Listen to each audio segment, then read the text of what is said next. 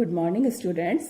आज हम लोग लॉरेंज ट्रांसफॉर्मेशन का एक इम्प्लीकेशन या एक प्रभाव जिसको लॉरेंज रूपांतरण द्वारा समझाया जा सकता है वो करेंगे, और वो प्रभाव कहलाता है लंबाई संकुचन और लेंथ ऑफ कॉन्ट्रैक्शन। जैसा कि नाम से ही है, लंबाई संकुचन, संकुचन का मतलब छोटा दिखना, कॉन्ट्रैक्ट हो जाना। तो लंबाई में संकुचन होता है या लंबाई है वो कम दिखाई देती है, लेंथ कॉन्ट्रैक्टेड दिखाई देती है। तो उस प्रभाव को हम लंबाई संकुचन कहते हैं, लेकिन किस अवस्था में होगी, किस प्रकार होगी, वो हम लॉरेंज रूपांतरण समीकरणों से समझेंगे।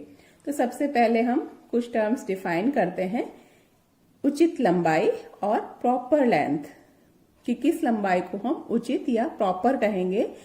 तो स्थिर अवस्था में नापी गई लंबाई या उस निर्देश तंत्र के प्रेक्षक द्वारा नापी गई लंबाई जिसमें वो पिंड स्थिर हो, स्थिर अवस्था में हो, गति नहीं कर रहा हो, या उस निर्देश तंत्र के प्रेक्षक को वो स्थिर दिखाई देता हो, तो उस निर्देश तंत्र के प्रेक्षक में जो लंबाई नापी जाएगी उसको हम कहेंगे उचित लंबाई या प्रॉपर लेंथ।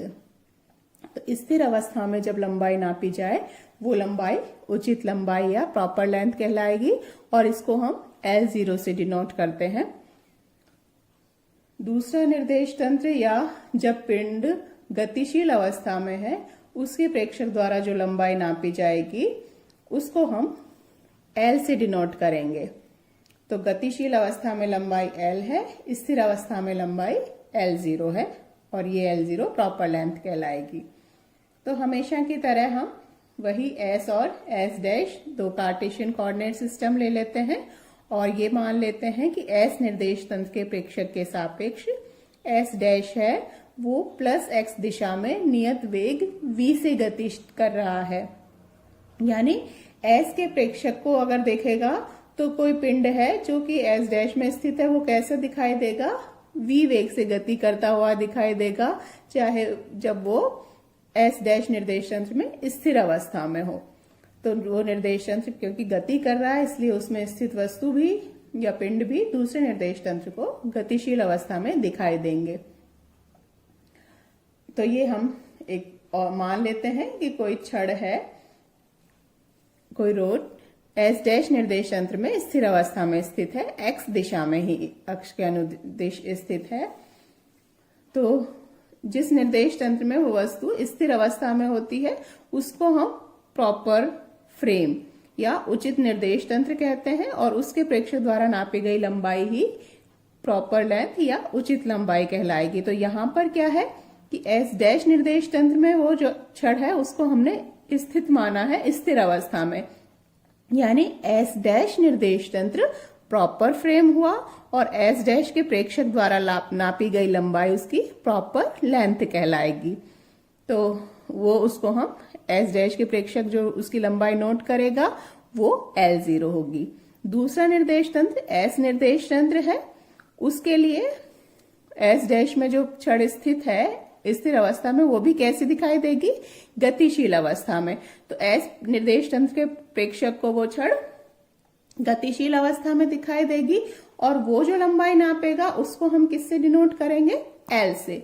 तो हम कह सकते हैं कि S के प्रेक्षक द्वारा नापी गई लंबाई तो क्या होगी, L होगी, और S डैश के प्रेक्षक द्वारा नापी गई लंबाई L0 होगी, क्योंकि S डैश प्रॉपर फ्रेम है जिसमें वस्तु या वो छड़ जो हम ले रहे हैं वो स्थिर अवस्था में है, और S निर्देश तंत्र के लिए वो छड़ गतिशील अवस्था में है, तो उसकी लंबाई वो L डिनोट करेंगे उससे। हमें L और L0 में संबंध निकालना है। तो इसी तरह से वो लिए हमने S और S डैश, और ये मैंने गलती से यहाँ जनरल केस ड्रॉ कर दिया था पहले। गति केवल x दिशा में हो रही है, तो ये जो फ्रेम एक्सिस होगा वही x एक्सिस होगा, और वही दिशा x डैश की होगी। y और y डैश भी समांतर होंगे, लेकिन क्योंकि गति कर रहा है और x दिशा में गति कर रहा है इसलिए ये दोनों समांतर रहेंगे, लेकिन मान समान रहेगा। और विस्थापन केवल किस दिशा में हो रहा है, या गति केवल किस दिशा में हो रही है, x दिशा में। तो ये हमने एक छड़ ले ली है जो कि S डैश में स्थित है। इसके एंड पॉइंट्स के कोऑर्डिनेट S डैश का प्रेक्षक जो O डैश पर स्थित है वो पहला जो एंड पॉइंट है उसका कोऑर्डिनेट x1 डैश नोट कर रहा है और दूसरे कोऑर्डिनेट x2 डैश नोट कर रहा है। इसी तरह से s का प्रेक्षक, इस पे भी उसी दोबारा से यहां तक की डिस्टेंस देखेंगे। s के मूल बिंदु O यहां पर स्थित है ये, तो s के मूल बिंदु O से ये एंड पॉइंट की दूरी x1 के बराबर है और इस यहां तक की जो दूरी है यहां से लेकर O से लेकर इस पॉइंट तक, चाहे हम इनको नाम दे देते हैं, मान लीजिए A और B, तो यहां हम कहेंगे कि O डैश A है वो तो x1 डैश के बराबर है और O डैश B है वो x2 डैश के बराबर है। और O से A की दूरी है वो x1 है और O से B की दूरी है वो x2 है। तो S के प्रेक्षक द्वारा नापे गए कोऑर्डिनेट छड़ के x दिशा में x1 x2 है और S डैश के x1 डैश x2 डैश है। और S का प्रेक्षक जो लंबाई नापेगा उसको L से डिनोट करेंगे, तो वो लंबाई कितनी हो जाएगी, x2 माइनस x1, यही लंबाई है। तो x2 में से x1 को माइनस कर देंगे तो ये बीच की डिस्टेंस, ये इसकी लंबाई बच जाएगी। तो L जो है वो x2 माइनस x1 के बराबर होगी। प्रॉपर लेंथ कौन सी होगी, L0, जो S डैश का प्रेक्षक नोट कर रहा है, और वो क्या हो जाएगा, x2 dash minus x1 dash.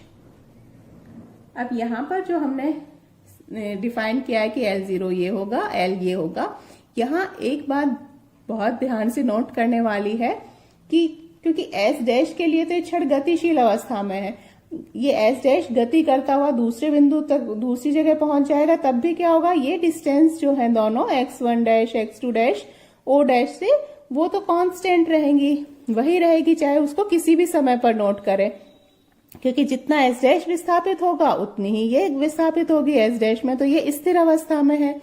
तो ये कोऑर्डिनेट जरूरी नहीं है कि एक ही समय पे नोट किए जाएं, कभी भी नोट कर लीजिए, ये जो O डैश से इनकी दूरी है वो एक समान बनी रहेगी। लेकिन S के प्रेक्षक को क्या है, ये छड़ गतिशील अवस्था में होगी। तो अभी मान लीजिए यहाँ है, कुछ समय बाद गति करता हुआ निर्देश यंत्र, और उसके कारण से छड़ किसी दूसरे बिंदु पर पहुंच जाती है। पहले यहाँ थी A और B बिंदु जो हम कह रहे थे, बाद में मान लीजिए A डैश और B डैश हो जाती है। तो पहले तो लंबाई मतलब A और B, ये छड़ यहाँ पर थी AB, बाद में गति करते हुए ये छड़ हो गई A डैश B डैश। अब मान लीजिए O का प्रेक्षक है, उसने किसी समय पर तो ये कोऑर्डिनेट नोट कर लिया x1 जो हम कह रहे थे, और उसी समय पर नहीं करा, दूसरे किसी समय पे करेगा तो वो छड़ का कोऑर्डिनेट वो जो B था वो कहां पहुंच गया, B डैश पर। तो अब वो कोऑर्डिनेट दूसरे समय पर तो कौन सा नोट करेगा, B डैश। तो उसको लंबाई कौन सी दिखाई देगी, फिर तो ये लंबाई दिखाई देगी, जो कि सही नहीं है, क्योंकि जो जब A यहां पर था तब तो B यहां पर था, तो अब तो लंबाई यही होनी चाहिए थी। तो इसी तरह से अगर B डैश को नोट कर रहा है तो उसी समय पर उसको A डैश नोट करना चाहिए। इसलिए S डैश के प्रेक्षक तो किसी भी समय पर इन कोऑर्डिनेट को नोट कर सकता है, अलग अलग समय पर नोट कर सकता है। x1 डैश को अलग समय पर कर लिया, x2 डैश को अलग समय पर कर लिया, क्योंकि छड़ है वो स्थिर अवस्था में है।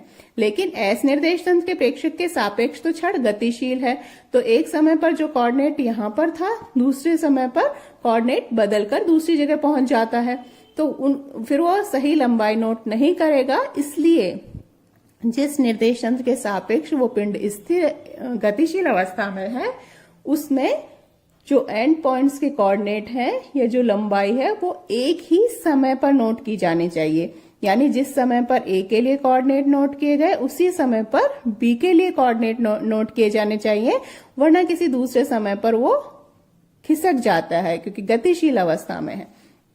तो इसलिए यही बात ध्यान करने रखने वाली है कि x1 को अगर t समय पर नोट किया है तो x2 को भी t समय पर ही नोट किया जाए। तो ये बहुत इंपॉर्टेंट है लंबाई को डिफाइन करने के लिए कि x1 है वो t समय पर है तो x2 भी उसी समय t पर होना चाहिए। उसके बाद तो हम सीधे सीधे लॉरेंज रूपांतरण समीकरण का यूज करेंगे और वही कि ये हमने पहले बोल ही दिया है कि ये जरूरी नहीं है कि एक्स डैश का प्रेक्षक उसको एक ही समय पर नोट करे x1 डैश और x2 डैश को, क्योंकि क्षण उसमें स्थिर अवस्था में है। तो अब हम लॉरेंज रूपांतरण समीकरणों की सहायता से x1 dash gamma x1 minus VT, x2 dash gamma x2 minus VT. तो x1 डैश जो लंबाई L0 है वो x2 dash minus x1 dash के बराबर है, यही इन्हीं से करेंगे।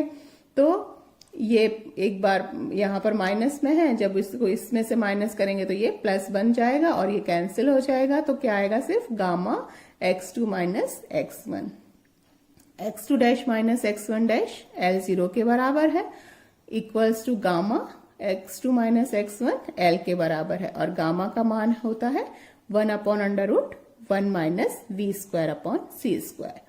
तो ये वैल्यू हम पुट कर देते हैं, गामा की वैल्यू पुट कर दी, या L equals to L0 √1 minus v square c square. अब इसमें देखें तो L तो क्या है, गतिशील अवस्था में नापी गई लंबाई, S का प्रेक्षक नाप रहा है उस लंबाई को, और S के प्रेक्षक के लिए वो छड़ कैसी है, गतिशील अवस्था में है। तो ये उस छड़ की गतिशील अवस्था में नापी गई लंबाई है जब वो छड़ गति कर रही है, और L0 जब वो छड़ स्थिर अवस्था में है उस समय लंबाई है। तो यहां हम देखें तो ये मल्टीप्लिकेशन में हो गया है और 1 में से कुछ राशि माइनस हो रही है, यानी ये राशि 1 से छोटी हो जाएगी, कुछ माइनस कर देंगे, उसमें से निकाल देंगे 1 में से कुछ राशि, तो वो 1 से छोटी हो जाएगी, यानी L का जो मान है वो L0 से छोटा होगा। इसका मतलब हुआ कि गतिशील अवस्था में जो वस्तु है या पिंड है उसकी लंबाई स्थिर अवस्था में नापी गई लंबाई की तुलना में कम प्रतीत होती है, या वो लंबाई संकुचित हो जाती है। इसी प्रभाव को हम लंबाई संकुचन या लेंथ कॉन्ट्रैक्शन कहते हैं।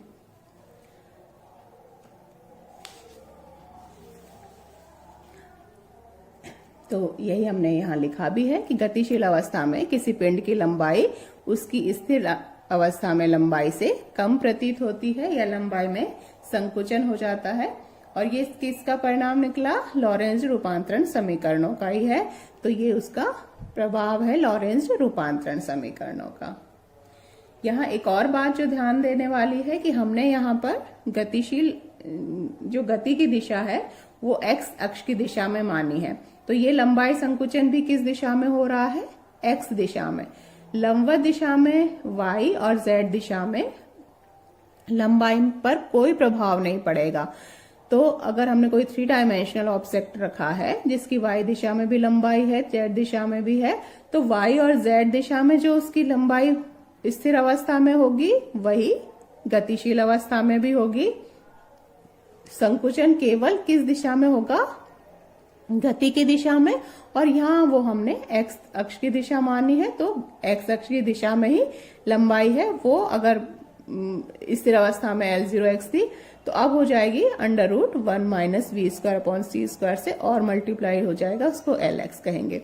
लेकिन y और z दिशा में लंबाई में कोई परिवर्तन नहीं होगा, क्योंकि लॉरेंज रूपांतरण समीकरण में ये हमने निकाला भी था कि y equals to y dash और z equals to z dash. तो y1 equals to y1 dash हो जाएगा, y2 equals to y2 dash हो जाएगा, और माइनस करेंगे तो दोनों बराबर आएंगे। तो y की दिशा में और z की दिशा में कोई परिवर्तन नहीं होगा। जो स्थिर अवस्था में लंबाई है वही गतिशील अवस्था में होगी। तो इम्पॉर्टेंट थिंग यही है नोट करने के लिए कि लंबाई में जो ये संकुचन होता है वो केवल गति की दिशा में होता है, लंबवत दिशाओं में कोई परिवर्तन नहीं आता। अगर हम यहाँ पर y दिशा में गति मान लेते कि जो निर्देश तंत्र S डैश है वो y दिशा में गतिशील है, तो y दिशा में परिवर्तन हो जाएगा कि Ly है वो L0y √1 minus v square upon c square हो जाएगी, और x और z में वही रहेगी। तो जिस भी दिशा में लंबा गति कर रहा है वो पिंड या निर्देश तंत्र, उसके केवल उसी दिशा में जो लंबाई है वो परिवर्तित होती है, उसमें संकुचन होता है, उसके लंबवत दिशा में कोई संकुचन नहीं होता।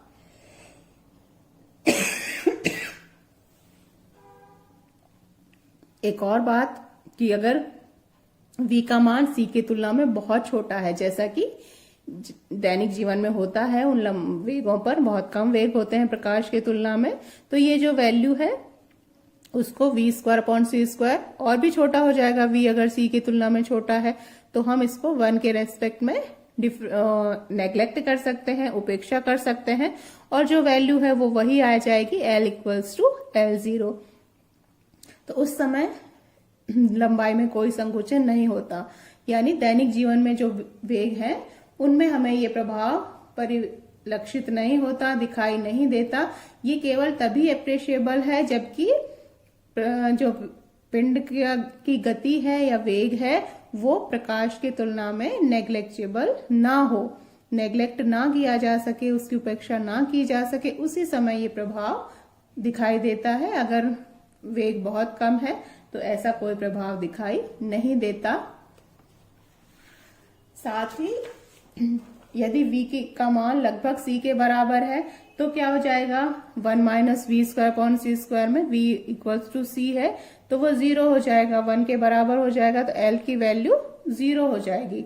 यानी प्रकाश के वेग से गतिशील पिंड कैसा दिखाई देगा, हमेशा एक बिंदु की तरह दिखाई देगा, उसका कोई डायमेंशन दिखाई नहीं देगा। तो प्रकाश के वेग से गतिशील पिंड हमेशा एक बिंदुवत प्रतीत होगा। ये यहाँ हमने कुछ जो आकृति है वो दर्शाई है कि किस तरह से प्रभाव होगा। ये उचित निर्देश तंत्र में पिंड रखा हुआ है, यानी पिंड जब स्थिर अवस्था में है, और दूसरे निर्देश तंत्र में जब पिंड गतिशील अवस्था में है, यानी और जो गति है वो इसी तरह से हमने सिंप्लीफिकेशन के लिए x दिशा में मान ली है।